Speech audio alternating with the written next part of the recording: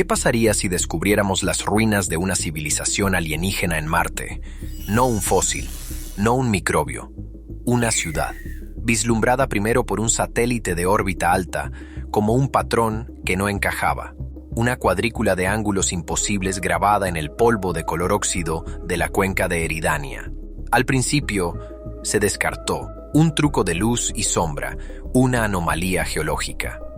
Pero los escaneos posteriores, con un radar de penetración terrestre, revelaron la verdad. Una verdad que envió una onda de choque silenciosa a través de cada observatorio y agencia espacial en la Tierra. Allí, enterrada bajo una fina capa de arena roja, había una necrópolis de torres silenciosas y amplias plazas. Pero aquí está lo que mantendría a los científicos despiertos durante años, el detalle que convertiría el mayor de los descubrimientos, en nuestro mayor temor. No había señales de destrucción, ni muros agrietados por un impacto planetario, ni marcas de quemaduras de una guerra olvidada. Las estructuras estaban perfectas, inquietantemente, como si no se hubieran deteriorado en 1.000.000 de años, sino que las hubieran puesto allí ayer, esperándonos. Esta perfección guardaba un terrible secreto, una advertencia que había estado esperando en el silencio durante eones, y estábamos a punto de descubrir cuál era. Soy Leo, y esto es El Mundo Incondicional. El anuncio inicial haría añicos nuestra realidad colectiva. Durante toda la historia de la humanidad, hemos mirado a las estrellas y nos hemos preguntado, ¿estamos solos? La respuesta, dada en una rueda de prensa tensa y nerviosa, sería un no definitivo. Pero una pregunta mucho más aterradora ocuparía su lugar de inmediato. ¿A dónde fueron?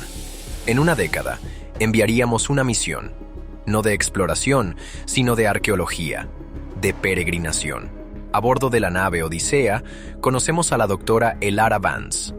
Su especialidad no es solo buscar vida, sino entender la química de su ausencia. Mientras el módulo de aterrizaje se asienta, levantando una columna de polvo antiguo y alienígena, ella sería la primera humana en verlo directamente. Y no se parecería en nada a lo que imaginábamos. Olvida las ciudades en expansión como Nueva York o Tokio. Esto era diferente. A través de su casco, Elara vería un paisaje de escultura.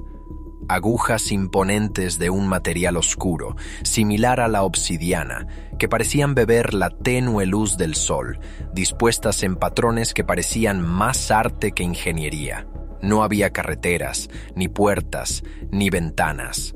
Solo monolitos inmensos y silenciosos que se alzaban desde el suelo del desierto. La escala sería abrumadora, el silencio absoluto. Un silencio no de paz, sino de un vacío profundo y total. Casi podía sentir el eco fantasma de 1.000.000.000 de voces, ahora desaparecidas. El aire, fino y frío, parecería llevar el peso de su ausencia. La primera tarea de su equipo es simple: obtener una muestra. El material de las agujas es el primer rompecabezas. No es metal, ni piedra, ni cerámica. Es una red cristalina con una estructura molecular casi perfecta, capaz de autorreparar pequeñas fracturas de micrometeoritos a lo largo de millones de años. Esto explica la inquietante conservación. No era una civilización que usaba materiales. En cierto modo, los cultivaba. Es una tecnología tan avanzada que parece magia. Para ponerlo en perspectiva, nuestros materiales más avanzados, como la fibra de carbono de un avión de combate, son como ladrillos de barro en comparación. Habían dominado la materia a nivel atómico. Pero mientras Elara y su equipo exploran los silenciosos cañones entre los monolitos, una profunda inquietud se instala. ¿Qué falta? Todo. No hay efectos personales, ni herramientas, ni muebles. Y lo más inquietante, no hay huesos, ni cuerpos, ni tumbas. Es un pueblo fantasma, sin fantasmas. Como una civilización entera, lo suficientemente avanzada como para construir una ciudad de cristal eterno, desaparece sin dejar rastro. La primera pista real proviene del interior de una de las agujas más grandes, a la que finalmente logran acceder con taladros con punta de diamante. El interior no es una habitación, sino una matriz sólida del mismo cristal, y suspendidos en su interior, como insectos en ámbar, hay patrones holográficos de luz. Datos. Una biblioteca construida para durar una eternidad. De vuelta en el pequeño laboratorio del hábitat, con los débiles vientos marcianos silbando afuera, el equipo de Elara comienza el meticuloso proceso de decodificar este archivo alienígena. La mayor parte es incomprensible. Física avanzada, matemáticas que parecen más arte. Pero entonces encuentran la sección de biología, y la sangre se les hiela. Siempre hemos asumido que la vida avanzada se basaría en el carbono, como nosotros. Es el versátil bloque del Lego cósmico de la vida. Los marcianos no lo eran. Estaban construidos sobre una estructura de silicio-boro.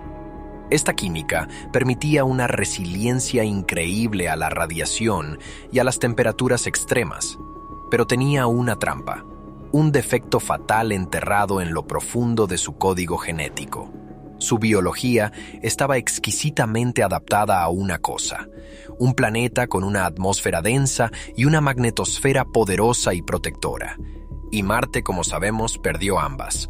Así que los mercados financieros y los sistemas políticos mundiales ya estarían en caos por el descubrimiento.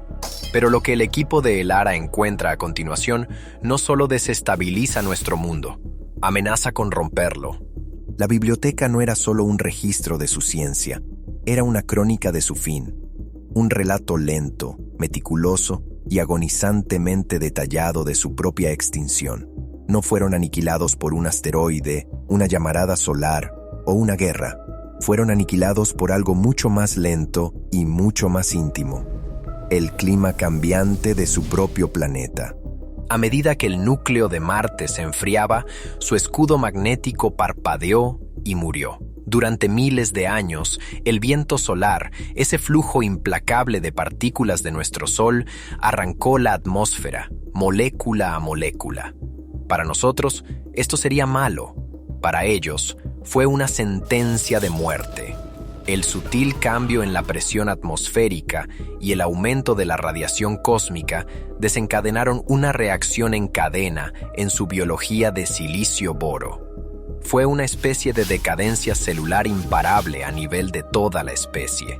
No era una enfermedad que pudieran curar, era su propia naturaleza volviéndose contra ellos.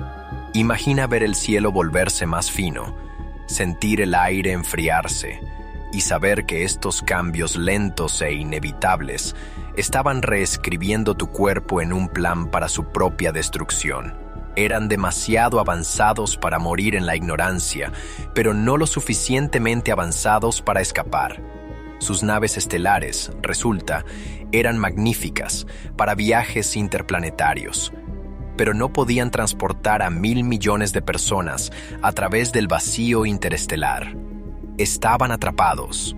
Esto resuelve el último y más inquietante misterio: las ruinas perfectas, la ciudad sin puertas, ventanas ni habitantes. ¿Por qué se veía así? Porque nunca estuvo destinada a ser habitada. En sus últimas generaciones, enfrentando la certeza de su extinción, dedicaron sus recursos restantes a construir una última cosa: un monumento, una lápida para toda su especie. Las agujas de cristal no eran hogares, eran archivos de datos, cada una un testamento silencioso de su arte, su ciencia, su historia. Construyeron su propio cementerio y luego, uno por uno, simplemente dejaron de existir. Caminaron hacia el desierto y dejaron que el viento y la radiación los disolvieran de nuevo en los elementos del mundo que los había creado y condenado a la vez. Fue un apocalipsis de silencio, resignación y polvo. El descubrimiento en Marte no sería una historia de triunfo. Sería un elogio fúnebre. Habríamos encontrado vida en el universo solo para descubrir que nos la acabábamos de perder. Sería la confirmación más profunda de la teoría del gran filtro, la idea de que algún obstáculo impide que las civilizaciones se vuelvan interestelares. Pero siempre imaginamos que el filtro era un cataclismo repentino.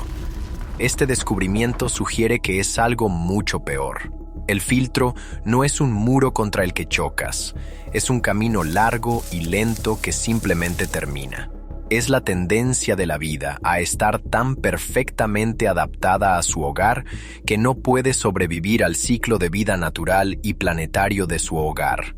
De pie sobre el suelo rojo, mirando el silencioso monumento cristalino a un pueblo perdido, el Ara Vance dirigiría su mirada al cielo. Vería la tierra, una brillante canica azul y blanca suspendida en la negrura. Durante toda su vida había sido un símbolo de hogar, de todo aquello a lo que luchaba por volver. Pero ahora la vería como lo que realmente era, un reloj en cuenta regresiva. Las ruinas a su alrededor ya no parecerían alienígenas. Se sentirían como una premonición, una advertencia, escrita en cristal y silencio, que dice: éramos brillantes, éramos poderosos y esperamos demasiado. La pregunta es, ¿lo haremos nosotros?